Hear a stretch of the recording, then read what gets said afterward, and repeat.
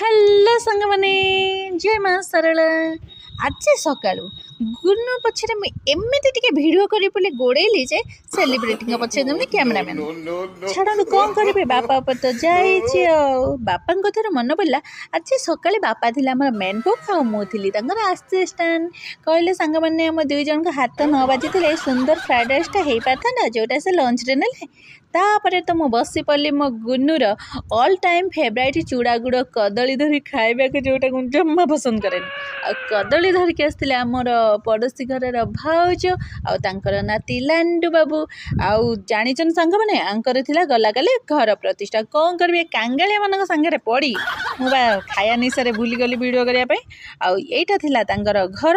ଆଉ ତାଙ୍କର ଲଞ୍ଚରେ ଥିଲା ଭାତ, ଡାଲି, ପନିର, ଖଟା, କ୍ଷୀରି ଆଉ ଚିପ୍ସ।